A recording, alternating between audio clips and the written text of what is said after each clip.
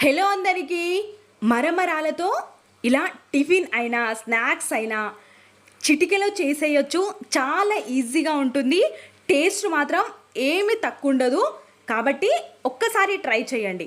Stove on చేసుకొని stove పైన pan పెట్టుకొని సరిపడా ఆయిల్ని యాడ్ చేసుకోండి. జీలకర్ర ఆవాల్ని యాడ్ చేసుకొని జీలకర్ర ఆవాలు చిట్పట అన్న తర్వాత అందులోకి ఒక 7-8 వరకు పచ్చిమిర్చిని యాడ్ చేసుకున్నాను. పచ్చిమిర్చి కాస్తంత వేగిన తర్వాత అందులోకి పల్లీలని యాడ్ చేసుకోండి. నేనైతే 1 కప్పు పల్లీ వరకు యాడ్ చేసుకున్నాను. మీకు ఇష్టమైతే ఎక్కువగా కూడా యాడ్ చేసుకోవచ్చు. పల్లీలు బాగా వేగాలి. అప్పుడే మనకి ఈ ఉగ్గానికి టేస్ట్ అనేది చాలా బాగా ఉంటుంది. అలాగే ఒక పెద్ద సైజ్ ఆనియన్ని చిన్న చిన్న ముక్కలుగా చేసి పెట్టుకోవాలి. ఆనియన్ ఎక్కువ యాడ్ చేయడం వల్ల మనకి టేస్ట్ అనేది చాలా బాగుంటుంది ఈ ఉగ్గానిలోకి. ఈ ఉగ్గానిని మహారాష్ట్ర, కర్ణాటకలో సుశీల అంటారు. చాలా టేస్టీగా ఉంటుంది. అక్కడి వాళ్ళైతే ఇది రెగ్యులర్గా చేసుకొని తినే టిఫిన్. తెలంగాణలో కాస్త తక్కువంతనే చేసుకుంటారు అని చెప్పుకోవాలి. ఆనియన్స్ ఫ్రై అయిన తర్వాత అందులోకి ఒక 2 రెబ్బల వరకు కరివేపాకుని యాడ్ చేసుకోండి.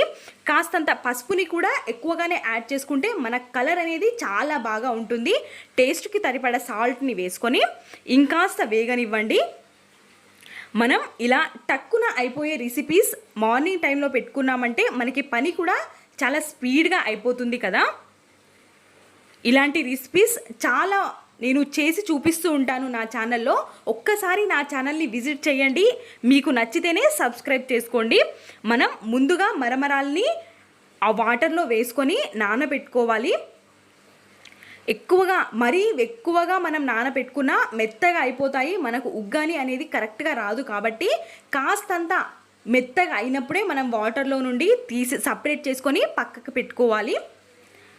మరి ఒకేలాగా ముద్దలాగా వేసేయకుండా విడివిడిగా పొడి పొడిగా చేసుకుంటూ ఒక ప్లేట్లో పెట్టుకున్నామంటే మనకి మెత్తగా అవ్వకుండా ముద్దలాగా అవ్వకుండా ఉంటుంది. ఇంకా మనం మిక్స్ చేసేసుకొని బాగా మొత్తం మిక్స్ అయ్యేంత వరకు మిక్స్ చేసేసుకోవడమే. నేను పక్కకి పల్లీల పొడిని చేసి పెట్టుకున్నాను. మీకు కావాలి అనుకుంటే పల్లీల పొడి లేదంటే పుట్నాల పొడిని కూడా యూస్ చేసుకోవచ్చు. మనం ఇలా పల్లీల పొడిని యాడ్ చేయడం వల్ల టేస్ట్ అనేది మనకి చాలా బాగుంటుంది. పుట్నాల పొడిని కూడా మనం యాడ్ చేసుకోవచ్చు.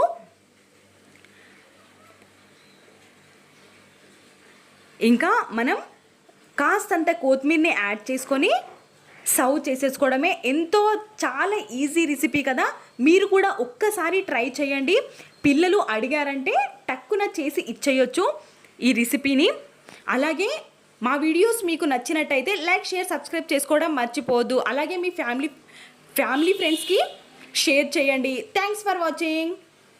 మరెన్నో వీడియోస్ వస్తూ ఉంటాయి, చూస్తూ ఉండండి.